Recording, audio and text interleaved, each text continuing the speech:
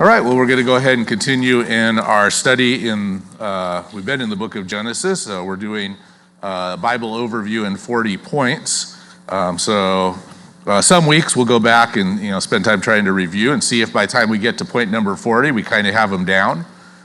So on a regular basis, I'll show these to you. This morning, I'm not going to take a lot of time to review the 40 points. But just to say quickly that the first 6 points were under this Roman numeral 1 beginnings, with the second 6 points being under Roman numeral 2, the beginning of Israel. And under that point, the first 4 points here, you can think of as the patriarchs, the fathers of Israel, Abraham, Isaac, Jacob, and whose name will change to Israel, or at least he'll have a second name today, and in today's lesson, and then Joseph. All right, so that's where we're going to pick up. I'm trying to go through the material as quickly as I can so that 40 points doesn't take 40 years to cover. So it is an overview. I'm doing my best on it. I'd kind of like to cover one or more than 1 point a week, but some of these points, especially here in the beginning, cover a lot of material, as you can see by the number of chapters that are associated with each person. Okay. All right, well, last week we left off with Jacob, and we didn't get a chance to finish Jacob, so we're going to go ahead and finish Jacob today. Then we're going to get into Joseph, and we're not going to cover all of Joseph, but we'll get as far as we can with the time that we have. Okay. All right, and so I'm going to go ahead and continue with Jacob. In recent weeks, we looked at the birth of Esau and Jacob. Of course, he's the son of Isaac and Rebekah. Then we saw how Esau sold his birthright to Jacob, and then how Jacob tricked his dad into giving him the blessing. Instead of the blessing going to Esau, it would have normally gone to the oldest child in the family. And so that's kind of where we left off, because at the end of chapter 27 of Genesis, and also in chapter 28, we see as mom Rebekah, who had helped Jacob be deceitful, and we see this kind of a life pattern of Jacob. And by the way, we do learn from these examples. The Bible gives us truth, and part of the truth is showing us the flaws of these men who were godly men and loved the Lord, but they didn't always do things the right way, and you certainly see that in the life of Jacob. And you're going to see a growth pattern, I think, in Jacob, some humility. Sometimes that's not uncommon. If there's any young men listening out there, I don't have any young men in the room here, but sometimes young men, myself no exception, I'm not young anymore, but when I was young, we have a tendency towards arrogance. And of course, mankind in general, male or female, has pride problems. And so this is one of the biggest things that we struggle with as humans. Well, Jacob was no exception to that. And but he struggled maybe more than most with this problem of being a trickster, which of course prophetically, his parents naming him Jacob, which has that idea of being that kind of deceiver. I think prophetically the Lord laid that on their heart to name him that, and we see that that is true. All right, excuse me while I fight off a sneeze. I don't really care to sneeze. I don't know if how you fight off sneezes. Do you ever push on your nose? I do that anyways. It's not going to be fun to sneeze inside a mask, so I had to fight that off. All right, it's gone, so it worked. Well, in Genesis chapter 27, mom Rebekah says to her son, you got to get out of here now that you just tricked your brother out of the blessing. Esau is going to kill you, literally. And now he's kind of waiting for his dad to pass away. He doesn't want his dad to have to deal with that or know about that. But she helps Jacob get out of there. She tells her husband Isaac a reason why she thinks Jacob should get out of the area. She doesn't tell him the full truth of what she's thinking about Esau wanting to kill him. But she does say, I don't want my son to marry someone in this area, one of the pagan women of this area. Let's send them back. Of course, that's how Isaac had gotten his wife, Rebekah. Let's send him back. Let me send him to my brother Laban and live with him.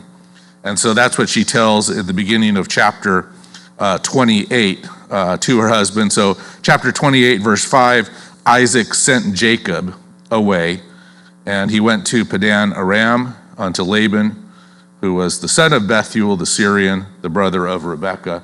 In past weeks we looked at maps, and this would be in that fertile crescent going from Mesopotamia over to Israel. It's kind of towards the top area of that crescent shape. Okay? So it'd be what we would think of as northern Iraq, northwest or northeastern Syria, if we were looking at maps today, maybe right there above the country of Jordan.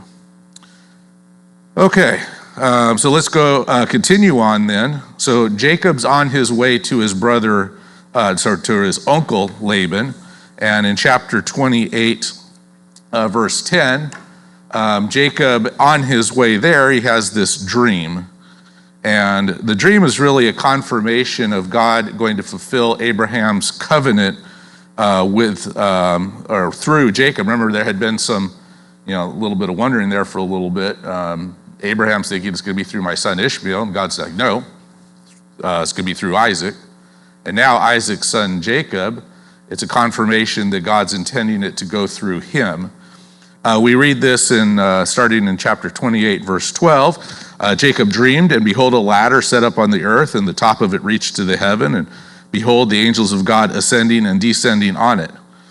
And behold, the Lord stood above it and said, I am the Lord God of Abraham thy father, and the God of Isaac. The land wherein thou liest, to thee will I give it. Now, he's not to Padan Aram yet. He's still in the land of Canaan, the promised land. And so as he's traveling, the Lord has this dream. And he says, I'm going to give this land to you and to your seed. Verse 14, he goes on to describe aspects of the Abrahamic covenant, what we often call this covenant that originally he gave to Abraham. And so we have that, again, that confirmation with Jacob. Okay, so again, moving along, let's go to chapter 29. So he arrives at his uncle Laban's house. And, well, he doesn't arrive at the house. I think he starts the journey and tells us in 29, verse 2, he looked, and behold, a well in the field, and there were 3 flocks of sheep lying by it. For out of that well they watered the flocks, and a great stone was upon the well, the mouth of the well. And all the flocks in the area, verse 3 tells us they would come, and they would water the sheep, and they put the stone on it again. And so he started asking the people in the area if they know of Laban, the son of Nahor, and they said, we know him. And he asks if it is his well, and they identify, yes, it is. And behold, there's his daughter Rachel, verse 6, coming with her sheep. And so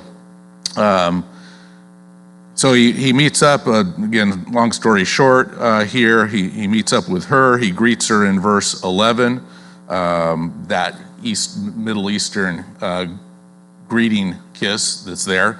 So that's not Jacob smooching with Rachel in verse 11. That'll come later. But tells her all about what's gone on and wanting to live with Laban, et cetera, et cetera, et cetera. And so Laban, it tells us in verse 16, had 2 daughters. And so Laban allows him to stay with him. The Bible tells us also in verse 17, a little bit of a description of their looks. Basically, Leah's not that great looking, and Rachel is very pretty. And so it's always had a kind of a unique wording here. Leah was tender-eyed, weak-eyed. Heard one way it could mean cow-eyed. I don't know exactly what that phrase means. I've heard different things on it. I will say one source that I was looking at, one commentator mentioned that they thought it was indicating blue eyes. Well, blue eyes are weaker in some ways. Just ask those if they're working out in the sun a lot. You can have problems with your eyes because the lack of, well, they didn't know this at this time, of course, but the lack of melanin in the eyes doesn't give you as much sun protection. Brown-eyed people, you have brown eyes because your eyes have melanin in them. But anyways, that's a possibility. I'm going to read this other description here. This is a different commentator, I believe. Leah had weak eyes and consequently was not so good looking. since bright eyes with fire in them are regarded as the height of beauty in women of that region. So I don't know. It's not that big a deal, I think, one way or the other. So it might be in their culture. Well, it's like with us. I mean, people have their preferences on looks. So it'd be like saying, some people think, whether you're female or male, a guy with brunette hair, I really like the way that looks. I like redheads, So apparently he had his preferences here. And well, regardless, he thought Rachel beautiful and fell in love with her. And he agrees in verse 20, with 19 and 20 with Laban Laban's going to allow him to marry Rachel, but he's going to have to work for her. And of course, in that culture, the idea of having a dowry or the family being compensated some when a daughter would leave the family and marry and basically become part of another family, that they would get compensated in some way with some sort of a dowry. And so he agrees to work for his future father-in-law Laban for 7 years. And the Bible tells us, verse 20, that 7 years seemed unto him but a few days for the love he had to her. So he didn't mind that at all, because he was so wanting to marry her. Okay.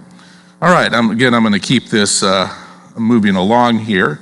So we get to the end of the 7 years, and Jacob says, okay, 7 years up, I want my wife. And I got to assume, reading between the lines, that she was fine herself with getting married and would like to marry him. And Jacob becomes the receiver of deceit at this point. I guess I haven't really put up my next point. Jacob marries Leah and Rachel. So there's not a lot of info there, but let me advance that point there. Okay, and so now Laban becomes the recipient of deceit, and his father-in-law tricks him. And so apparently there was some sort of a custom here where typically the oldest daughter would get married before the younger daughter. And I don't know what Laban was thinking. I could kind of imagine at the beginning of the 7 years, he figured surely by the end of 7 years, Leah's going to be married, so no big deal. But when the end of the 7 years come, no one's married Leah. And so he thought this isn't a good thing. So he tricks his almost son-in-law into marrying the wrong girl. I don't know exactly how that happened. I'm kind of thinking maybe she had a full face veil on. And of course they didn't have electricity and stuff like we do, and maybe he arranged it so it's, by time the wedding ceremony's over, or I don't know if it started and then went into the evening, or if it started in the evening, or whatever it was, he didn't realize he was married to the wrong girl. He didn't figure it out till the next morning, probably when it got light, and all of a sudden he looks, whoops, that's the wrong person. And of course he was upset with that, came to his father-in-law and said, what have you done? Didn't I agree to marry Rachel? You gave me the wrong daughter. And Laban tells him about the cultural problems of marrying the younger first. And so he says, I'll tell you what, give it a week of spending with just that wife. Then I'll give you the other daughter also. And so he got to marry Rachel the following week, but he had to agree to work another 7 years off for her. So I'm kind of surprised Jacob didn't negotiate, figured if in his mind Rachel was of such higher value, he should work off less than 7 for the other wife. You might say, well, that'd be kind of mean. Well, it wouldn't be the first time that Leah in her marriage knew she was second place, and that's going to be one of the things that's kind of a shame about how the family dynamics turn out, is that everyone knows who Jacob's favorites are. Well, we're not going to take time to go into parenting thoughts on that or marriage thoughts on that, well, except to say, well, that's not really God's model of having multiple wives. There's a verse in the Bible that tells us this: at the times of this ignorance God winked at, but now commands ye all men everywhere to repent. The wink there is like a blink. It's not like a wink, but a blink. And I've mentioned that verse before. Well, this is a time period where God's a little generous in patience and allowing things that are less than ideal. But what you see from the beginning, Genesis, the book of Genesis earlier, that it's a man and a woman, and you see this confirmed with the teachings of Christ. And so it's consistent in the scripture that God's model is one husband, one wife, not husband, and in this case, it's going to eventually be 4 wives that he has. Well, let's look in, kind of skipping ahead. We're not going to really read out of the next passages, but I'm going to go to the next slide. There's a slide here that shows a chart of Jacob and his family. And so this material is found in Genesis chapter 29 and also chapter 30. And for those of you online, I'm kind of turning for those in the room here and just going to use the laser pointer on it. But online, you'll have to kind of keep track of where I'm at. So you see across the top row, he married Leah first.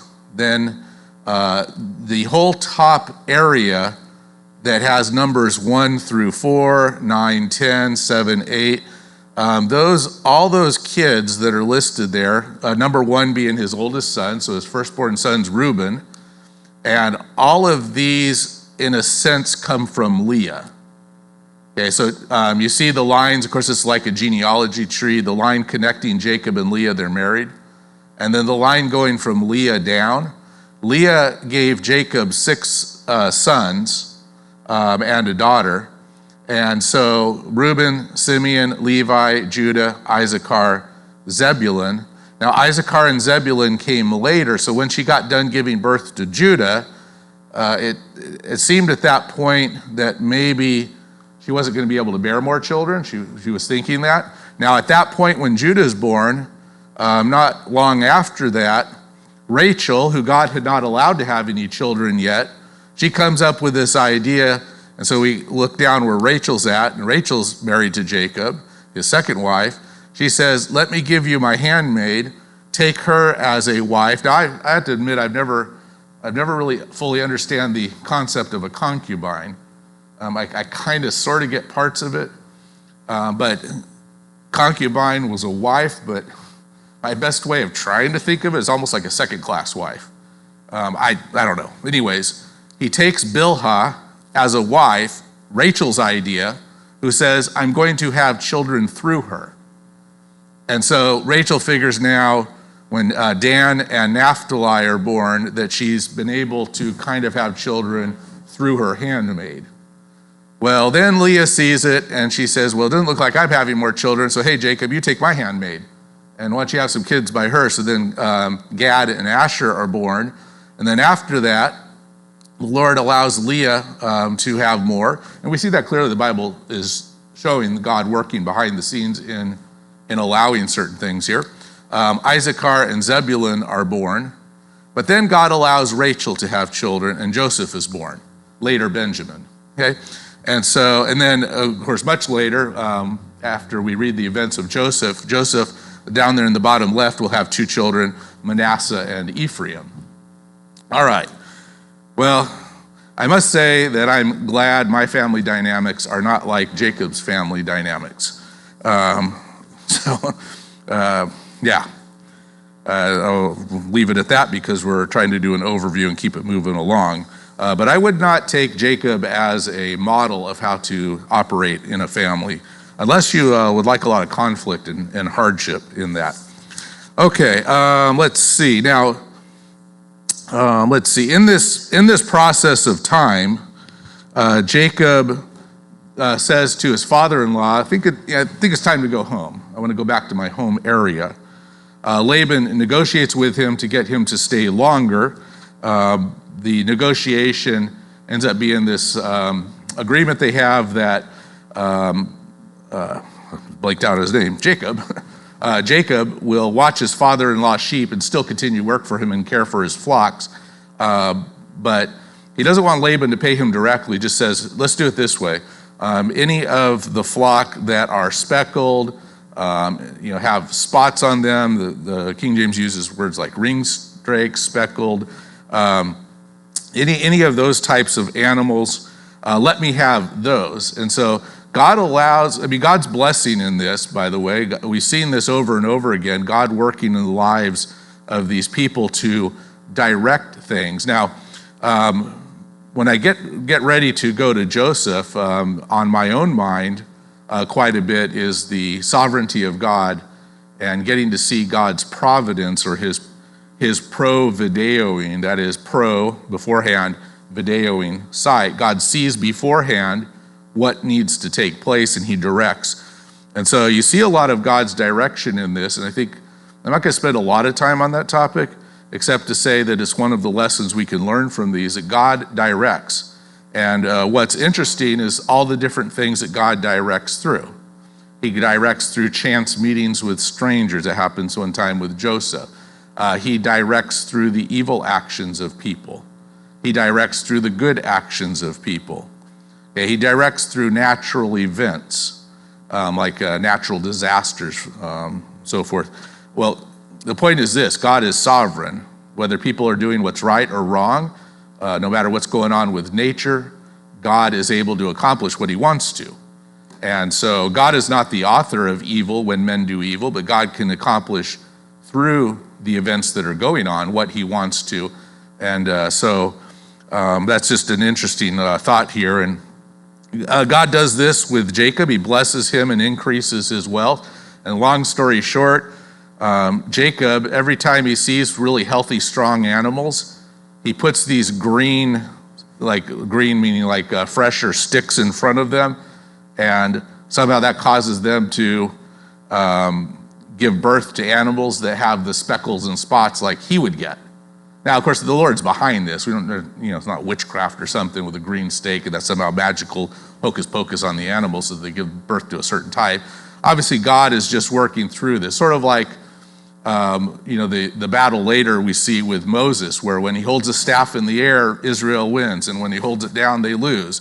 Well, there's no magical thing about some sort of holding this up and casting a spell over the army so we win. No, this is just God directing in it. So God blesses Jacob, and Jacob's wealth is increased a lot during this time period. Of course, Laban's own sons don't like this, and they're kind of like, get him out of here, because he's going to take all our inheritance from us. Because what he would do is when you had a weak and sickly animal, you wouldn't put those sticks in front of him. So then Laban's sons were getting all these weak, sickly animals, and Jacob was getting all the strong ones. And genetically speaking, I think whatever these spots and stuff were on the animals, I think was probably more of a recessive trait and would not have been a majority trait in the flock.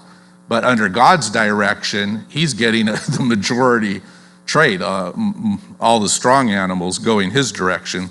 Well, anyways, he then does, at the end of this period, head back home where his father Isaac and mom Rebecca live. But remember, he's got a brother back there that wanted to kill him. So he's very nervous about this. And he's taken a whole group with him, as we saw on this chart, with all kinds of kids and wives, and now he has all kinds of flocks and possessions, and he's heading home.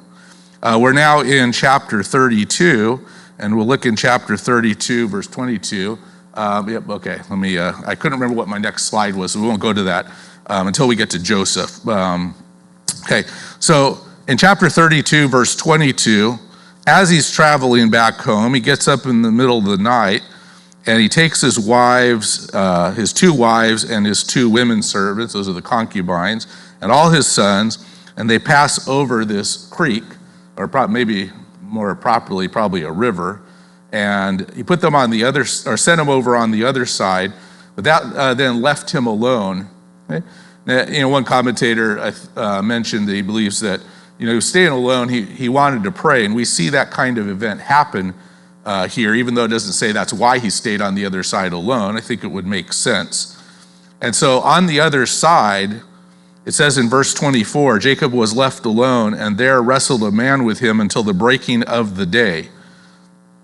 And it says, when he saw he prevailed not against him, that is, this other man did not prevail against Jacob, this other man tells us, touched the hollow of his thigh, verse 25, and the hollow of Jacob's thigh was out of joint as he wrestled with him.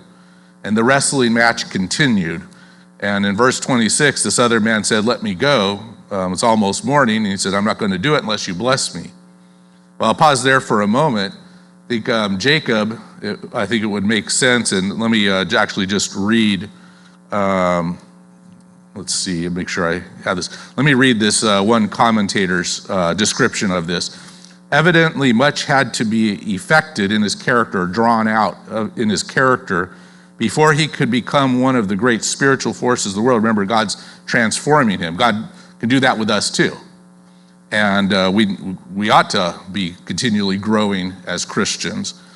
Well, he says, evidently, much had to be affected or drawn out in Jacob's character before he could become one of the great spiritual forces of the world. And his supreme discipline came in that midnight wrestle.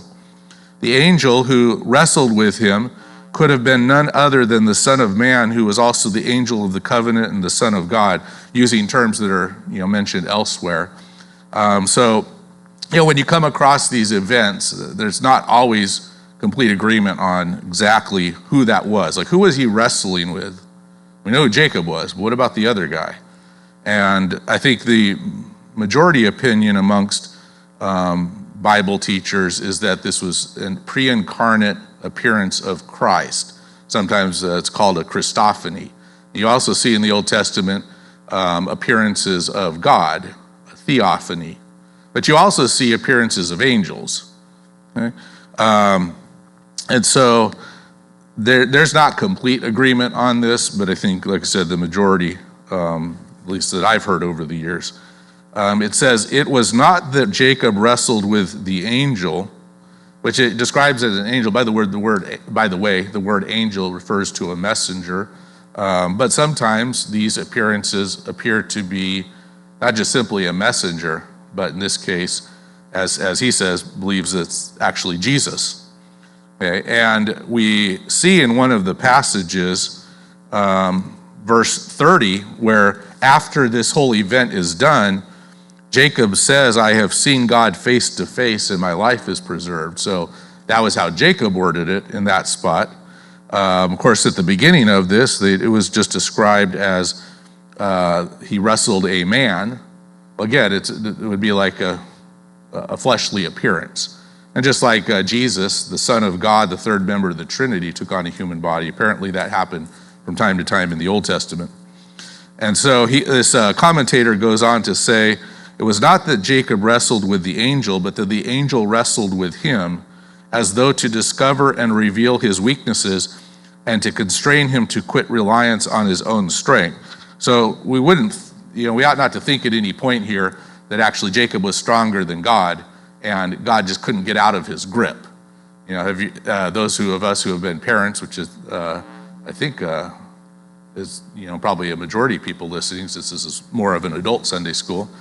Sometimes you let your kids win at something, and so it's not like God couldn't defeat Jacob, but he was, in a sense, letting him win. I know my oldest son's not here to hear this. He's heard this story before, but remember I was talking about how people wrestle with pride? Well, there's no exceptions to that I've seen yet. And my oldest son is not an exception to that, so I could say this with him. I'd probably say it if he was here. When he was younger, I was letting him win at chess. When he was first beginning, I didn't want to beat him every time. I thought that might discourage him. So sometimes when I played, I'd let him win. I would make mistakes on purpose, and it would give him a chance to take a piece. And so, but then he started getting a little cocky about it. I don't remember now what he said or did that I could tell, but he was starting to kind of think he was hot stuff at chess. And so I thought, well, that's not good. So then I changed strategy and I started smacking him down every game. And he was confused at the time because I didn't want to just come right out and say, well, I was letting you win. At the same time, I didn't want his pride to get swelled up. So I just started winning every game for a while, so he didn't win a game for quite a stretch. But later, when he was older, I told him what was going on there, and he was kind of confused why all of a sudden he couldn't win games anymore. And I figured maybe it was good for his ego there a little bit, not to get too full of himself. But I kind of imagine that with the angel, kind of letting him win a little bit. That would be consistent with the fact that we know that God has all power. So it would just totally make no sense at all that Jacob could actually overpower him. But he allows this wrestling match to go on. Why? He's transforming Jacob in this. And sometimes God does that with us and brings things into our lives to transform us.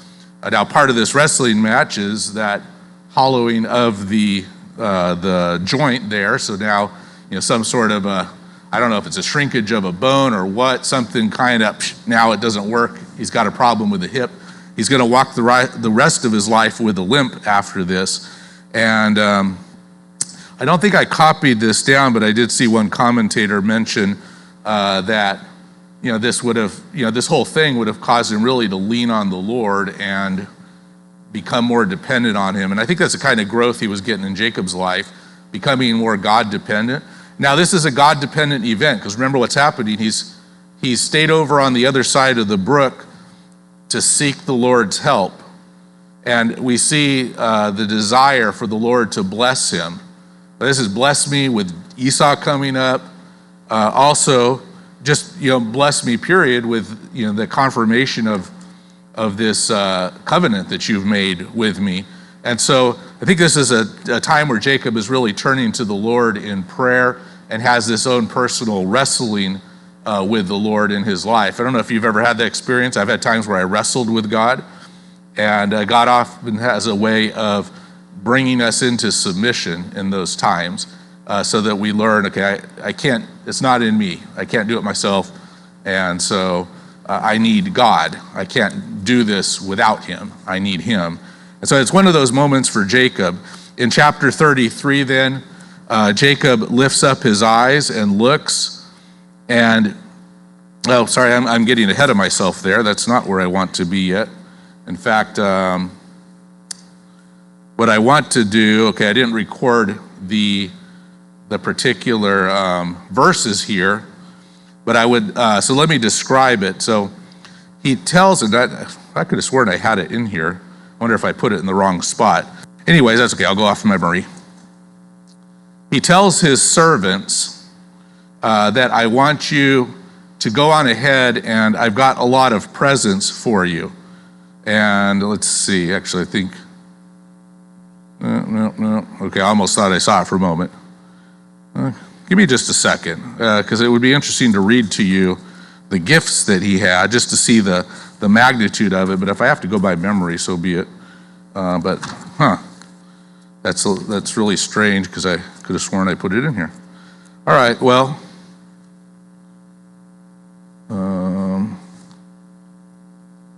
okay, there it is. It was back further in my previous in my notes. It's mentioned before he wrestles with God. So backing up, prior to this, he had started to tell his servants to go on ahead, chapter 32, verse 13, and he sent a present to his brother Esau, 200 goats, 200 female goats, 20 male goats, 200 female sheep, ewes, 20 rams or male sheep, 30 camels with their colts or their young camels, 40 cows, female cows, 10 bulls, 20 donkeys, 10 young donkeys with their moms, okay? That's a huge amount of present that he sends. And then he sends them one at a time saying this, okay, first round one, approach him and say, these are from your brother Jacob, and he's coming behind us. Round two, another servant, same thing. Here's presents for you, and Jacob's back behind us, he's coming. Round three, so they're trying to soften him up a little bit. Round three, these are from our brother Jacob, or your brother Jacob, and he's back behind us on his way. And then we get to chapter 33, verse 1. As Jacob's approaching, he sees Esau coming with 400 men. Yikes, a little army. Okay, he's scared of this. He divides his family up, spreads them out. He's hoping, don't put all your eggs in one basket. So he doesn't know what his brother Esau is going to do. He spreads out his family, his 4 wives, each of the wives with their own kids that they gave birth to, spread out in 4 different groups. And when Esau, chapter 33, verse 4, meets up with Jacob, it says he ran to meet him and embraced him and fell on his neck and kissed him, and they wept. So obviously then, happy ending to it. Esau at this point is not going to kill his brother. He's happy to see him. And so there's been some healing in Esau's heart. We get in chapter 35 now, skipping a couple chapters ahead. we get a second confirmation of the Abrahamic covenant with him. It says, God appeared unto Jacob again when he came out of Padan Aram and blessed him and said unto him, and then it goes on to describe in the verses that follow confirmation of the Abrahamic covenant. We read at the end of chapter 35 that Isaac and Rebekah pass away. And then, it's kind of looking at the time here, I think I'll go ahead and begin the next point. So we'll go into the life of Joseph here. And so now we have Jacob and all his kids living back in the promised land area, the land of Canaan that's been promised to Abraham and his descendants. And we read in chapter 37, verse 3, that Israel, now, I didn't read that account there, but we read, and let's see, that's another one. I don't think I included this in my notes, but I think it's in chapter 35 also, that he gave Jacob his new name. And so now anytime we see the name Israel, that's Jacob. Okay, and of course, the tribes of Israel are going to come from the names of Jacob's children, which are the children of Israel, therefore the name of the country. Okay, so now Israel loved Joseph more than all his children because he was the son of his old age, and he had, okay, well, it's the son of his old age. Yeah, it's not just like, hey, because he was born when I was older, I like him more, but it took a long time before he finally got a son from his favorite wife, the wife that he really loved in the beginning. And so everyone knows that Joseph is the favorite. Now, he'd have been better off not parenting like this, but it was obvious. And he made him a coat of many colors, chapter 37, verse 3. It says, and when his brothers saw that their father loved him more than all his brethren or his brothers, they hated him, hated Joseph, and could not speak peaceably unto them. You know, I just kind of felt sorry for the brothers. It's a shame when a parent makes their kids feel that way. But the fact is, it's what it is. The brothers direct their bad feelings about this towards the brother who's receiving the extra attention. Not that it's Joseph's fault, but still, they direct the hatred towards him nonetheless. The coat of many colors is a symbol of that. Of course, we're very used to having clothing with colors. I mean, we can get clothing of all kinds of colors. You can go into Target right now. I'm sure you can find almost any color you want in there. Well, maybe not every single nuance of shade of every color, but if you want to go in there and find something red, you can do it. Blue, purple, green, yellow, any of it. Okay. Well, back then, not so easily found. Of course, a lot of these colors come from natural dyes, and so to get a coat of many colors, that was a very expensive coat, very special, and sometimes these dyes are not easy to come by, and sometimes special dyes came from other regions, so they involved trade, which involved trade routes, which involved long distances to carry certain dyes from other regions of the world, and so this was quite a fancy, expensive gift from his dad. And the brothers are all looking around at their own jackets, and no one gets one like that, only Joseph. Okay? Well, it's those types of things that make them hate Joseph. But then we have Joseph having a dream. And he says, tells us that in verse 5. And in verse 6, he says, here I pray or ask you this dream which I've dreamed. Hey, guys, everyone, attention. Hey, I want to tell you this dream that I had. Now, I'm not sure exactly how old Joseph is at this point. Actually, for this lesson, I didn't go back and try to see if it's clear. I've always had the vision of him being probably a late teenager, maybe about 17 years old at this point. But I don't know if we got the exact time frame for his age. But anyways, he says, I want to tell you about this. And so in the dream, he says, we were binding sheaves in the field. Well, in our picture, that's where you see Joseph in the foreground, laying down, and behind him on the ground there's sheaves. They would bind up the wheat and other things, tie them up into kind of a column so that it could dry. I've kind of seen that. You probably have too in our area, since Hollister's known for hay production. When they cut the hay down, they don't just bale it right away. They got the machines that rake it up into a row. and they got to let it sit there for a little while because they got to let the hay dry out, because if you bale it, all that wet hay, and you bale it and stick it all together with all that moisture inside, it's gonna rot, it's gonna get moldy. So they let it kind of fluff it up, lots of air moving around. What's it doing, the sheaves? Get them up and bind them together and let them dry out there. And he says, we were out there binding our sheaves together. So this was a common thing they were doing because it's agricultural society. And he said, hey, guess what happened?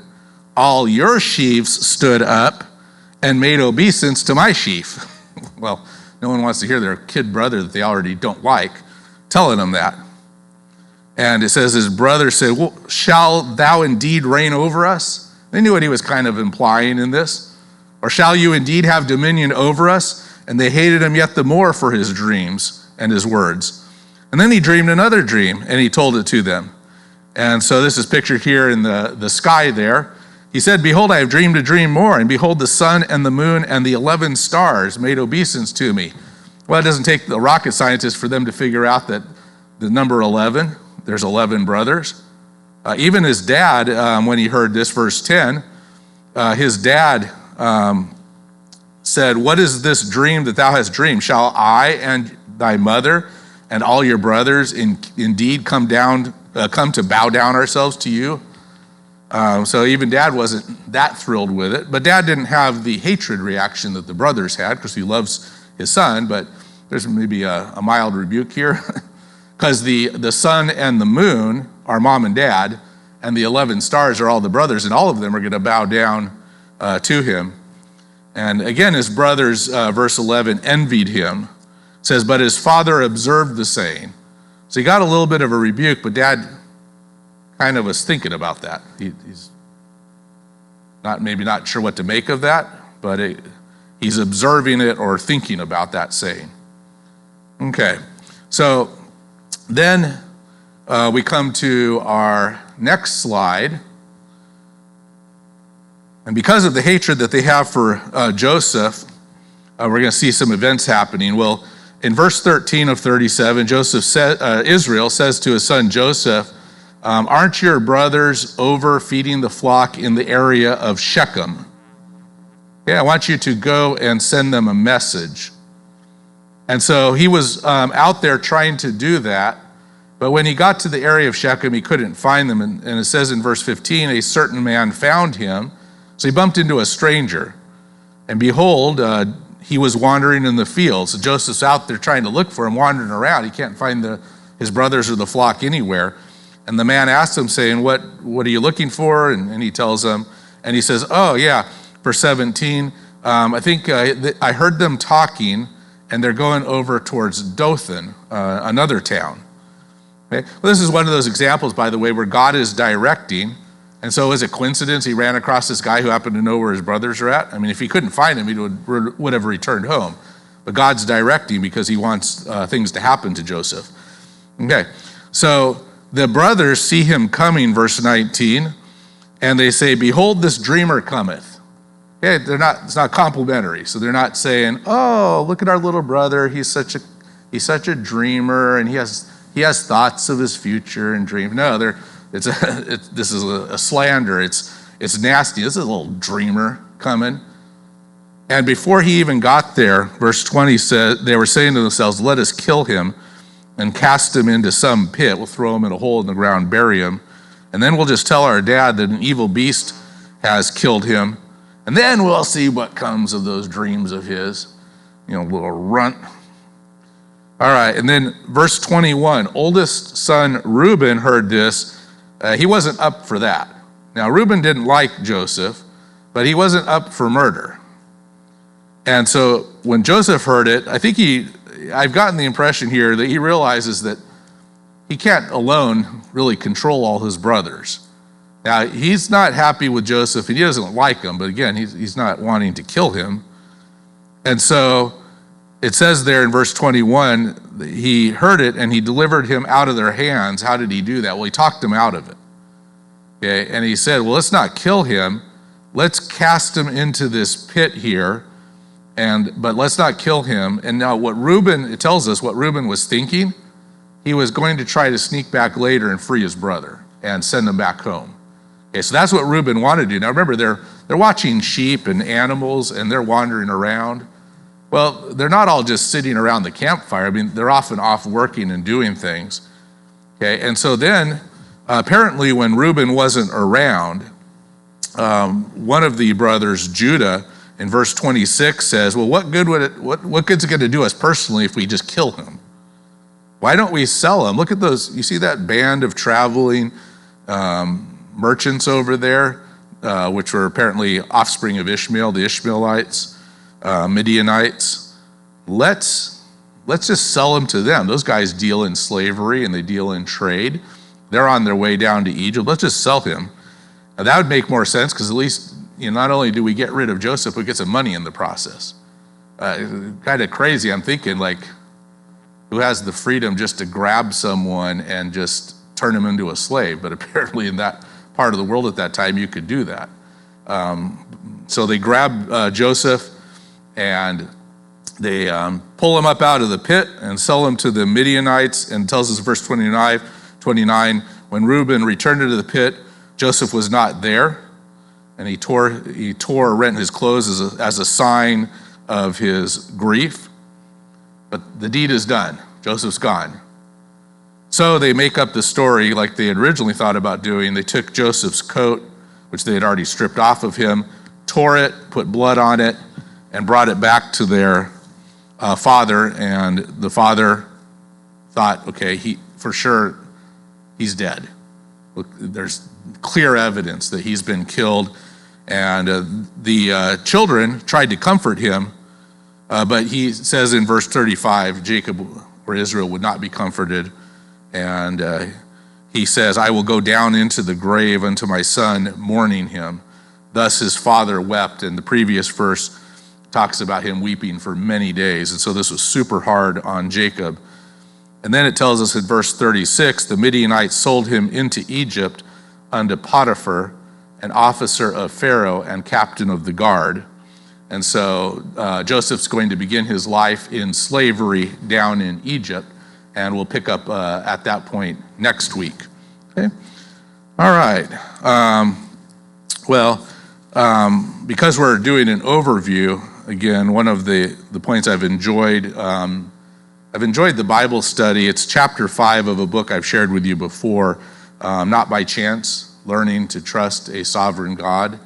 I've done it recently in chapel with the kids because we have kind of a sovereignty theme for this year as our school theme, spiritually speaking. And so for us, it's that same thing. We're just going to see God work. And here, through the evil actions of his brothers, God directs Joseph where he wants him to go.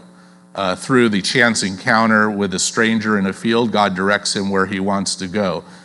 Through dreams, he directs in this and even predicts there what's going to eventually happen to him. We're going to see God over and over in the life of Joseph direct things in his life. And we'll see some profound conclusions that Joseph eventually comes to about all this, but we'll do that next time. All right, well, let's go ahead and stop there for today, and let's close our time in prayer this morning. Dear God, we ask your blessing on the study of your word, that we would be encouraged by it, and pray that you would bless now as we prepare for the morning worship service. Pray that we might honor you in our worship, and pray that you would speak to us through the preaching of your word. We ask this in Jesus' name. Amen.